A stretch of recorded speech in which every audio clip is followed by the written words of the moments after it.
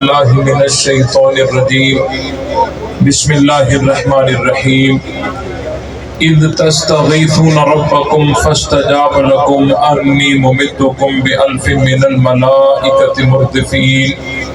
صدق اللہ العظیم۔ تمام ساتھی بلند آواز سے درود پاک پڑھیں۔ اللہم صلی علی محمد وعلی آل محمد کما صلیت علی ابراہیم وعلی آل ابراہیم انک حمید مجید۔ اللہم بارک علی محمد وعلی آل محمد کما بارکت علی ابراہیم وعلی آل ابراہیم انک حمید مجید۔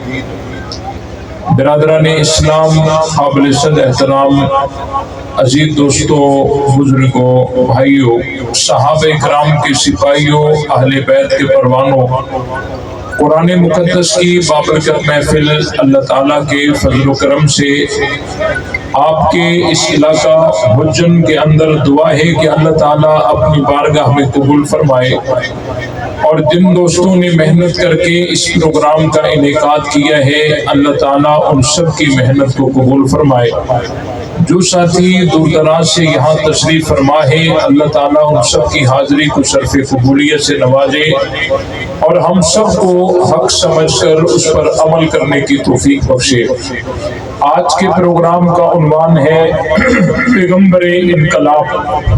نبی پاک صلی اللہ علیہ وسلم سے پہلے جتنے بھی انبیاء کرام آئے وہ سب کے سب انقلابی تھے، انہوں نے بھی انقلاب برپا کیا، لیکن ان کا انقلاب کچھ محدود تھا۔ نبی پاک صلی اللہ علیہ وسلم جب اس دنیا میں تشریف لائے تو آپ علیہ السلام نے پوری دنیا کے اندر ایک انقلاب برپا کیا، اور جو گمراہی میں گرے ہوئے تھے ان کو اٹھایا اور ان کا تزکیہ کیا، ان کی تطہیر کی، ان کی اصلاح کر کے، اور ان کو ایک عظیم الشان قوم بنایا۔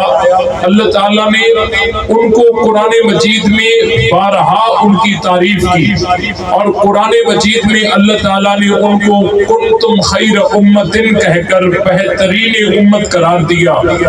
نبی پاک صلی اللہ علیہ وسلم نے جو انقلاب برپا کیا، تمام جماعت صحابہ، یہ نبی پاک صلی اللہ علیہ وسلم کا انقلاب ہے۔ آپ علیہ السلام نے جو ایک معاشرہ تیار کیا، آپ علیہ السلام نے جو ایک جماعت تیار کی، اس جماعت کا نام ہے صحابہ۔ کیا نام ہے بھائی؟ صحابہ۔ اور اس کے ساتھ ساتھ نبی پاک صلی اللہ علیہ وسلم کے لیے آپ علیہ السلام کا جو بھی قول ہے، فعل ہے، تقریر ہے، اس کو حدیث کہتے ہیں۔ آپ علیہ السلام نے جو فرمایا، آپ علیہ السلام نے جو عمل کیا، آپ علیہ السلام کے سامنے جو کام ہوا، اور آپ علیہ السلام نے اس کو دیکھ کر اور اس کی تردید نہ فرمائی، اس کو حدیث کہتے ہیں۔ نبی پاک صلی اللہ علیہ وسلم نے اپنی امت میں آنے والے جتنے بھی فرقے ہیں ان کی پیشن گوئی فرماتے ہوئے آپ علیہ السلام نے فرمایا ستفترق امتی علی 73 ملتا کلہم فی النار الا واحدہ۔ آپ علیہ السلام نے فرمایا میری امت میں 73 فرقے ہوں گے، ان میں سے سب کے سب جہنم میں جائیں گے سوائے ایک فرقے کے۔ آپ علیہ السلام سے صحابہ کرام نے پوچھا قیل من ہم یا رسول اللہ، وہ جنت میں جانے والا فرقہ کون سا ہوگا؟ آپ علیہ السلام نے فرمایا ما انا علیہ و اصحابی، جس راستے پر میں نبی اور میرے صحابہ چلیں یہ راستہ جنتی راستہ ہے۔ اللہ کے رسول نے جنتی راستے کی پہچان صحابہ کو بتایا۔ آپ علیہ السلام یہ بھی تو فرما سکتے تھے ما انا علی، جس راستے پر میں نبی ہوں وہ راستہ جنتی راستہ ہے، لیکن آپ علیہ السلام نے یوں نہیں فرمایا کہ جس راستے پر میں ہوں یہ راستہ جنتی ہے اور اسی کی تم اتباع کرو۔ اللہ کے رسول نے اپنے ساتھ صحابہ کو ملایا، ما انا علیہ علیہ وآصحابہ، جس راستے پر میں نبی اور میرے صحابہ چلیں یہ راستہ جنت کا راستہ ہے۔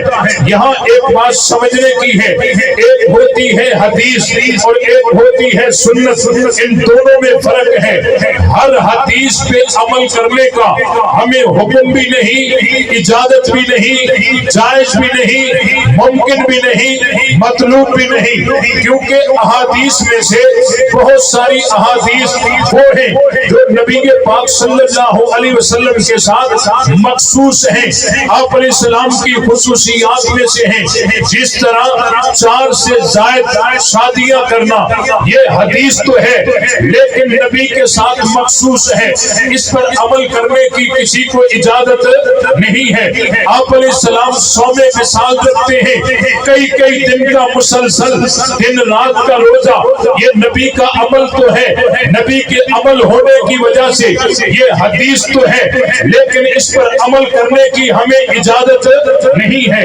آپ علیہ السلام جب نیند سے اٹھتے ہیں تو نیا وضو کیے بغیر اٹھ کر نماز پڑھتے بھی ہیں، پڑھاتے بھی ہیں، یہ حدیث تو ہے لیکن نبی کے ساتھ مخصوص ہے، اس پر ہمیں عمل کرنے کی اجازت نہیں ہے۔ اور اس کے ساتھ ساتھ بہت سارے ایسے اعمال نبی پاک صلی اللہ علیہ وسلم کے جو ابتدائے اسلام میں وہ عمل جائز تھے، بعد میں منسوخ ہو گئے، لیکن جو عمل منسوخ ہو گئے وہ کتابوں میں نقل ہو کر منقول ہو کر حدیث بن کر بھی تو آ گئے۔ جس طرح ابتدائے اسلام میں چپل پہن کر نماز پڑھنا جائز تھا، یہ نبی کی حدیث تو ہے لیکن منسوخ ہے، متروک ہے، منسوخ ہونے کے ساتھ کتابوں میں منقول بھی تو ہے، اس پر ہمیں عمل کرنے کی اجازت نہیں ہے۔ تو اس بات کو سمجھیے، ہر حدیث پر عمل کرنے کا حکم بھی نہیں، ہر حدیث پر عمل کرنا جائز بھی نہیں، ہر حدیث پر عمل کرنا ممکن بھی نہیں، ہر حدیث پر عمل کرنا مطلوب بھی نہیں۔ باقی ہمیں راستہ کون سا راستہ ہے؟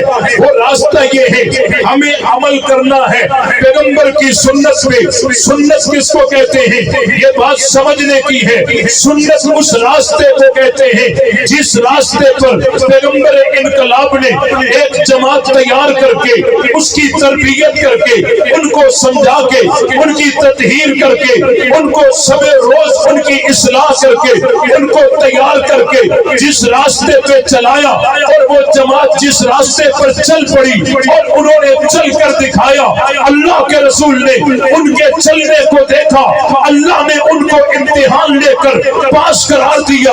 اس جماعت جس راستے پر وہ جماعت چلتی ہے اس راستے کا نام سنت ہے، اور اس جماعت کا نام صحابہ ہے۔ صحابہ جس راستے پہ چلتے ہیں اس راستے کا نام سنت ہے، اور ہمیں ہر حدیث پہ عمل کرنے کی اجازت بھی نہیں، حکم بھی نہیں، جائز بھی نہیں، ممکن بھی نہیں، مطلوب بھی نہیں۔ ہمیں حکم ہے سنت پہ چلنے کا، اور سنت راستہ ہے صحابہ کا۔ سنت راستہ کس کا ہے؟ سنت کہتے ہیں اس راستے پر جس راستے پر اللہ کے رسول نے صحابہ کو چلایا۔ آپ بے شمار احادیث کو پڑھیے، کہیں بھی آپ کو یہ نہیں ملے گا اللہ کے رسول نے یہ فرمایا ہو علیکم بحدیثی، تمہارے اوپر میری حدیث لازم ہے۔ نانا، اللہ کے رسول نے فرمایا علیکم بسنتی، تمہارے اوپر میری سنت لازم ہے۔ اور سنت کہتے ہیں اس راستے کو جس راستے پر اللہ کے رسول نے اپنے یاروں کو چلایا، صحابہ کو چلایا، صحابہ نے چل کر دکھایا، اللہ نے اس کے چلنے کو پاس کیا، ان کی تطہیر کی، دلوں کا حال معلوم کر کے امتحان لے کر اولئک الذین امتحن اللہ قلوبہم للتقوی، دلوں کا امتحان لے کر نتیجہ تقوی دے کر پاس قرار دیا۔ تو صحابہ کے راستے کو سنت کہتے ہیں، ہمیں چلنا ہے صحابہ کے راستے پر۔ پیغمبر نے فرمایا ما انا علیہ واصحابی، جنتی راستے کی پہچان صحابہ ہے۔ جنتی راستے کی پہچان کیا ہے؟ بولیے ذرا، جنتی जन्नती रास्ते की पहचान क्या है? सहाबा है। पैगंबर इनकलाब का जो तसलसल है, आप अलैहिस्सलाम की जो हिदायत वाली राह है, जो समाए हिदायत है, वो आज तक चल रही है और इन्हीं जमात के वास्ते से चलती है। तो सुन्नत कहते हैं रास्ते को, और रास्ते को मंजिल चाहिए। हर रास्ते की कोई न कोई मंजिल होती है। ये रास्ता पिशावर जाता है, इस रास्ते की मंजिल लाहौर है, इस रास्ते की मंजिल कराची है, इस रास्ते की मंजिल कोयटा है। हर रास्ते को मंजिल चाहिए। सुन्नत रास्ते को कहते हैं, और जो रास्ता होता है उसकी कोई न कोई मंजिल होती है। तो सुन्नत रास्ता है, इस रास्ते की मंजिल जन्नत है। जो रास्ते वाला होगा वही मंजिल वाला होगा। समझ रहे हो? जो रास्ते वाला होगा वही मंजिल वाला होगा। ये रास्ता लाहौर जाता है, अब जो इस रास्ते वाला होगा वही लाहौर पहुंचेगा, क्योंकि इस रास्ता, इसकी मंजिल लाहौर है। तो सुन्नत एक रास्ता है, उस रास्ते की मंजिल जन्नत है। जो रास्ते वाला होगा वो मंजिल वाला होगा। जो इस दुनिया में अहले सुन्नत होगा, कयामत में अहले जन्नत होगा।